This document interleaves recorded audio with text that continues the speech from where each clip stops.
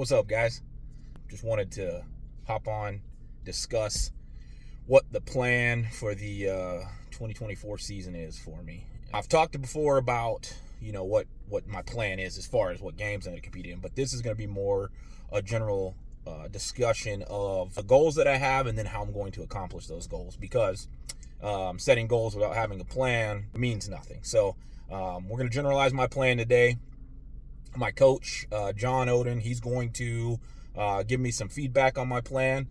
He hasn't seen this yet, and then we'll dive in deeper. Of course, I dive in deeper with him on some specifics, some things to include, maybe his opinion on some of the stuff that I have planned that he might not want to see me go towards. Him and I have a great relationship as far as athlete coach. He keeps it real with me. He's very straightforward and honest about what he believes is going to contribute to my success and what's going to contribute to my downfall, if you will. Again, plan is always subject to change, especially going on the season, seeing what may or may not pop up as far as injuries or concerns, or just what seems to be not working. So this is going to be a little bit of a montage. I wrote out this plan, so be splicing in what I wrote out as well.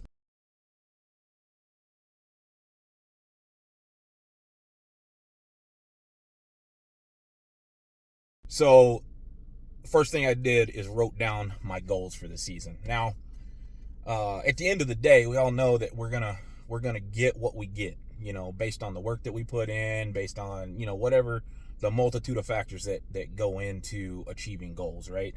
They're not always all within my control. We do know the implements at various games.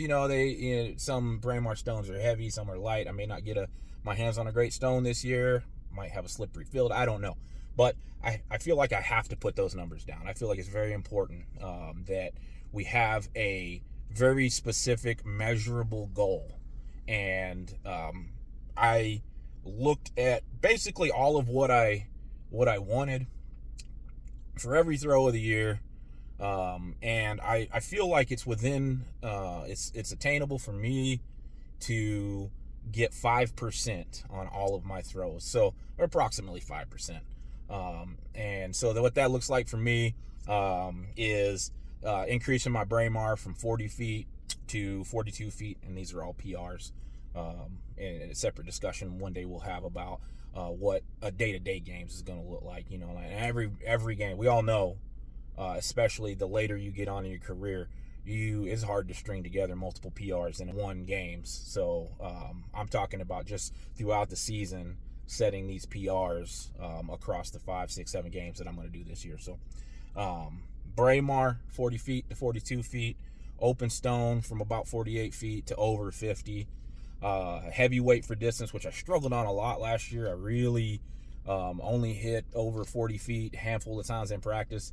And I didn't hit it at all during the games. My PR is about 41 feet, and I want to increase that to 43 feet.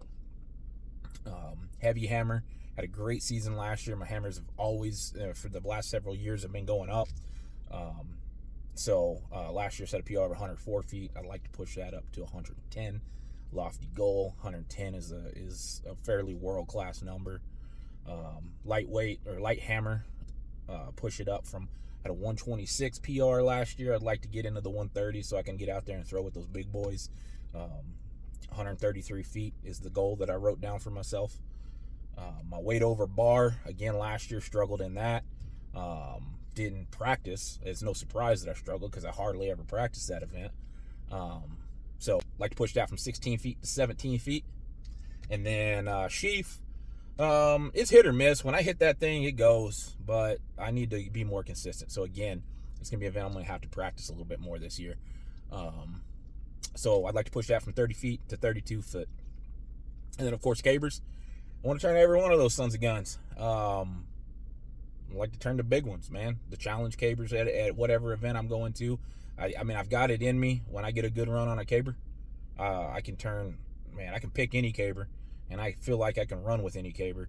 Just got to get my timing down. So get a little more practice on that. I got a couple big sticks at the house that we're going to do some massaging on. And so I can get some good practice in on that. So those are the raw numbers. Those are, again, Got to have numbers, got to have something specific, got to chase something. You can't go out there and say, I just want to throw well and then don't put any numbers down. You got to have those numbers so that when you get out there on the field at games day or maybe a mock games, where you're right there on the cusp of whatever that goal is, and you think, I just need to find something within me to push so I can get that goal.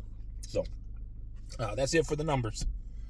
Next, we're going to talk about what I have to do, what I believe that I need to do to attain those goals. So this is the prescription, very general, right?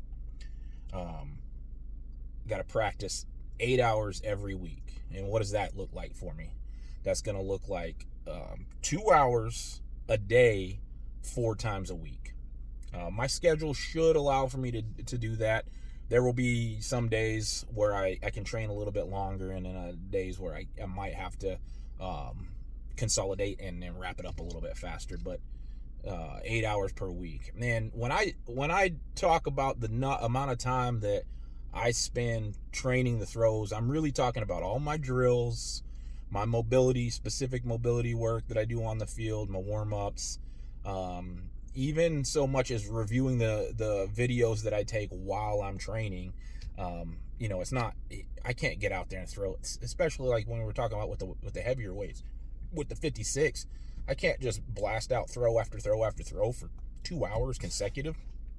It'd be foolish, set me up for injury. So I really think like it's really a practice. It's really we're drilling. We're out on the field. We're moving. And that 2 hours, I mean, that's a long time to be throwing. So I gotta make sure that I'm using my time wisely and being very deliberate with those 2 hours and getting some good practice in. And then now that we're into the season, I'm going to be on the field and I have to manage my work, my load and volume on my body. I'm going to be looking at about an hour a day, 3 times a week. So 3 hours per week in the gym with my weight training. And if I'm going to save time anywhere, I'd like to save time on that. If I can go in and get a good weight training session done in 30 to 40 minutes and get out of the gym, I'm all for it. I think most of my mobility and body wellness work is going to be accomplished in that 8 hours a week of throws training. So that I'll be able to not spend as much time in the gym. But that being said, going into the next topic I want to talk about is strength. This is a little bit where Coach John and I differ. I don't think we differ greatly about my strength levels. I believe that I'm a strong enough athlete to be in the class that I'm in, to be in the pro class. I have good gym numbers, but improving my strength isn't necessarily going to make me the better thrower. Of course, that's going to happen on the field in practicing the throws.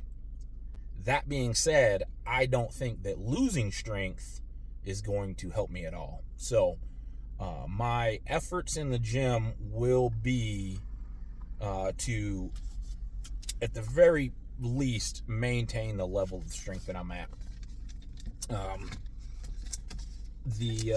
And when I say strength, I'm really just thinking about like how well I move in the main lifts, like squat, press, bench press, deadlift. Those are kind of my core static lifts that I use to gauge my strength.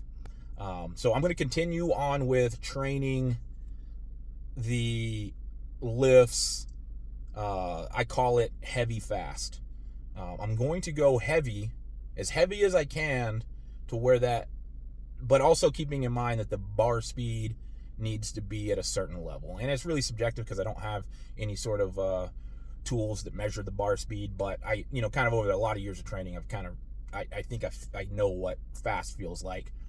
So I'll use how I feel as far as speed to dictate what kind of loads I put on the bar, and not have any sort of programmed weight that I have to hit that day. So if I'm just benching 315 and it's moving fast, and I go up to 330, 335, 355 or whatever, and it slows down below what I think, then we're going back to 315.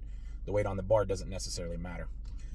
But like I said, I do think I need to keep that strength, and there's a balance I can use to keep the strength and not let it affect my throwing too much. I will also be incorporating hang cleans and hang snatches on a regular basis. Those basically putting the strength to power. Going to really focus on, even if it's just high pulls. I do need to get in the habit of moving a moderate weight really quickly, so that I can translate that to the throws a little bit better. That'll be the bridge. Hang cleans, hang snatches. Probably will incorporate some kettlebells as well. And though I didn't write it down, kettlebell swings will also be in there. Might even be something that I drag out to the field to use to prime my system during my throws training. Importantly, I've got to control my volume, my overall volume, so that it doesn't interfere with my throws training. So on days where I weight train and throw, the throwing is going to have to come first, and then the weight training. When I get fatigued, especially when I get fatigued in like my hips and my quads, I really feel that on the field, and I feel like it's really hard to hit the positions that I need to hit, the quality positions I need to hit during the throws. So it does affect my throwing. So I've got to be able to manage the volume so that it doesn't cause fatigue that carries over into the throwing practice. So that's the basic plan for the gym. That's the basic plan for my weight training. Again, subject to change. I know that John's going to have his opinions. He's going to have some strong opinions on what I should or shouldn't do in that, and I'm definitely open-minded and willing to listen. The man has a lot of experience throwing as a pro, throwing in general, 20 years of throwing. So I definitely take and strongly consider what he has to say. The last little piece as I wrap this up about the prescription, the plan, is self-care. That doesn't mean, having some cocktails on a Friday to make myself feel good, or pizza parties or whatever. That means, what are the things that I got to do to take care of the body, take care of the machine, to make sure that I am in top condition. I'm able to withstand the pressures that I put on myself for the training, the throwing, and overall just continuing to be a healthy individual.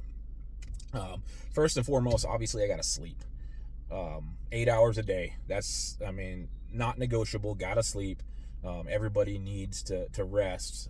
So it reduces your risk of injury. It makes you just more alert, and your mind is more ready to receive the information, the inputs that you get from your training, and really put it to good use. So gotta sleep.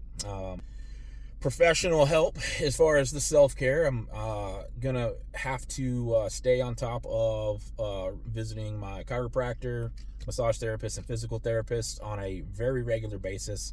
I don't know exactly what that looks like. I'm probably gonna try to set a goal of seeing at least one of those professionals once a week.